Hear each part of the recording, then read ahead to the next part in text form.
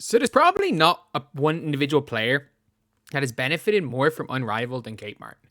Look, Kate Martin was somebody that came into the WNBA and nobody, and I mean nobody, thought she was going to make the Las Vegas Aces roster. Like, the Las Vegas Aces drafted 3 players. Obviously, Liz Kitley was injured. Everyone thought kind of, Liz Kitley's probably going to go and make that Vegas team eventually. And a lot of people thought Deasia Fair was going to make that team. But Deasia Fair gets cut, Kate Martin makes the team, and within 5 games, she is a starter.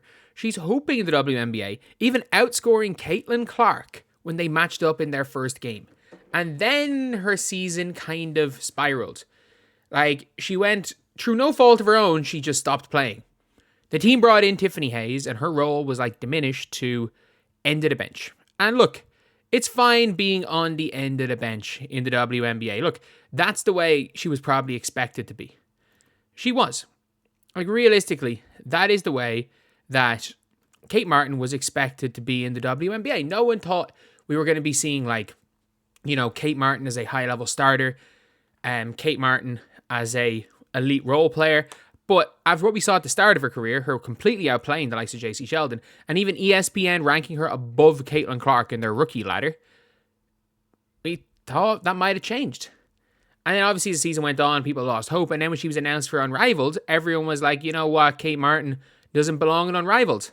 And let me tell you one thing, Kate Martin belongs in Unrivaled. So after having a double-double in the first game, she hooped again last night. He's here, Kate Martin stats tonight. Lace's star dazzles again in win versus Breanna Stewart-led missed in Unrivaled. So, like, she was really good again. So you can see here with Kate Martin. Kate Martin hit a couple of big threes. She walked in, hit a big shot. And the big thing with Kate Martin is her defense is there and her three-point shooting is there. Kate Martin is, like, look, we all want to talk about like Kate Martin being or not very good at layups. I genuinely, we've already talked about that. Like, but Kate Martin, she genuinely, she might be the worst player at making layups in the entire WNBA. She shot like 20% from 2 last year. And yesterday's game, if you look at her stats in the game, she was really good again, I thought. Like that is not the Lunar Rails versus the Rose. That is not the game she played in. Schedule. Where were the games? She is playing for the Laces. Laces, who have been the best team by a mile. Who have actually been the best team by a mile so far. Like a 20-point win, a 40-point win. But Kate Martin, in 10 minutes, she came up with a big 10 points. 2 of 2 from the free throw line. 2 of 7 from 3. And she missed a couple of wide open layups. Genuinely wide open ones. But all in all, her game has been so nice. She had a couple of assists in that game. She could have had more. A lot of players on both teams missing layups in that game. And, like, if you're looking at it's on Twitter, Kate Martin schooling Dejanay. Kate Martin cooked Dejanay Carrington. Like, all I can say is the game Kate Martin knows basketball, knows how to put in the work, become more efficient. Like, she looks so good. Kate Martin stops Breanna Stewart there, goes and gets the rebound, walks into a pull-up 3-point shot. Like, these are the type of things where you're like, she is so good at basketball. Like, it's not even funny. Obviously, someone said Kate Martin went from draft night sporting her best friend and to riding the bench and getting picked up by a team where she'll be valued. Like, she's probably going to start for the Valkyries. I mean that. She's going to probably start for the Valkyries. Like, obviously, like, she got hacked there, or she got fouled there by Dejanay early in the game. And you're seeing her go in early. Like, this was a close enough game. And Kate Martin, was the way she runs the floor, taken out of it by 2.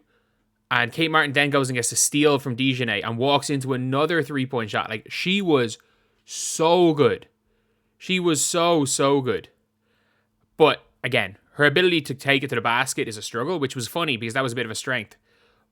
But I genuinely do think the Valkyries have got themselves not a star, they've got themselves the glue. They have got themselves a glue guy. The WNBA has so few 3-and-D players. Like, it is an anomaly. That's why Leonie Fibic is like this, is a unicorn. People call Satu the unicorn. No. Hell no. Fibic is the unicorn. One of the best perimeter defenders in the W with 6'4" and a long wingspan and a 40% 3-point shooter. Like, genuinely, she's the unicorn, not Satu. At the same time, Kate Martin is already a good defender. We're seeing it here. Like, you're watching her versus Dejanay. And yeah, Dejanay, you know, she hacks the crap out of people and gets away with it. Like, the amount of times she'll... Like, you guys don't play Gaelic football in the States, but if anyone's Irish or knows anything about Gaelic football, like, when someone has the ball in their hand, you're allowed, like, slap downwards. Even if you get a bit of the man, you're allowed to slap downwards towards them and get the ball out of their hand, even if you hit the player. They're letting Dejanay away with that in the WNBA. Whereas Kate Martin just slides her feet, plays really, really good defense, and shoots 35+% from three, and doesn't screw up. Like, people don't... The WNBA has undervalued the role player. They've undervalued the glue guy. And Kate Martin could be... She could literally play... She's a much better Lexi Hull. That's literally what she is. She's as good a defender as Lexi Hull. She's as good a shooter as Lexi Hull. Except the difference between the two of them is that Kate Martin can dribble the ball. Lexi Hull doesn't need to dribble the ball. And that's why she's kind of struggling in Unrivaled, is because she can't do that. But she doesn't need to, especially while playing with Caitlin Clark. She doesn't need to dribble the ball. She plays her role absolutely perfectly. Run up and down, just be solid on the floor. Run up and down, get shots up, play defense, and run hard. Like, that's really what Lexi Hull does really well.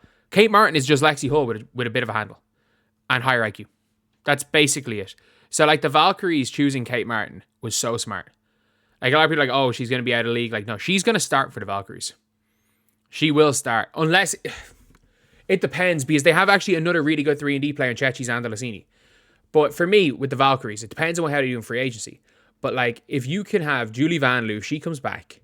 Because she's playing Turkey, which means she can come back. You got Julie Van Loo running the 1. You probably need a splash at the 2. Kate Martin at the 3. Kiki Iriafen at the 4. And Temi Figbenle at the 5. Like, you're going to need defense and you're going to need shooting, which Kate Martin is a perfect player to run at the 2-3. That team still does need some firepower, which I actually think could come from Julie Van Loo. I think her being in a situation where she's allowed to play like Belgium, Julie Van Loo could help out the Valkyries. But other than that, like, Kate Martin's either going to be a starter or one of the first players off the bench for the Valkyries. And I'm sorry, the Aces could have done with her. Like, they really could have. Taking her completely out of the rotation was not smart by the Aces, because she could have came in and done a job in the playoffs. She really could have. Tiffany Hayes is a very different player. Tiffany Hayes is a much better scorer. But I think she could have done a really good job at times on Sabrina Ionescu. She could have done a really good job at times in the game where Benai Delaney started killing them. Like, she was the best defender out, not named Jackie Young, on that team. And she was getting DMPs. So, the Aces are probably going to regret not protecting her. But, you know what? It's good that she's gone from the Aces. And it's great to see her playing Unrivaled where she has been. Look, that Laces team's so good. And when Jackie Young comes back, like, you look at them, Kayla McBride, great. Alyssa Thomas, great. Kate Martin, yeah. 2 of 10 in the field. She shot poorly. Still lockdown defense, smart decision maker. And you're looking at a team where all of them, other than, like, we all kind of knew Steph Dolson wasn't really going to be up for it because it's a speed game. Like, Steph Dolson Kate Martin hits Dolson wide open layup. She didn't even hit it. Fair, none of them were making layups. The amount of times Alyssa Thomas hit Kate Martin a great cut and she blew the layup too. But, like, you're seeing it here, the value of a Kate Martin. I thought Lexi Hull was going to have that value, but on the team that Lexi Hull's on, I think Lexi Hull would be great for the Laces with an Alyssa Thomas there. And yeah, it's a big one. Like, Alyssa Thomas is going to have the first triple-double very, very soon. Like, what? She only had 4 assists, but she will have the first triple-double very soon, Unrivaled. But anyway, yeah, that's the video. Thank you guys for watching. Please like, comment, and subscribe.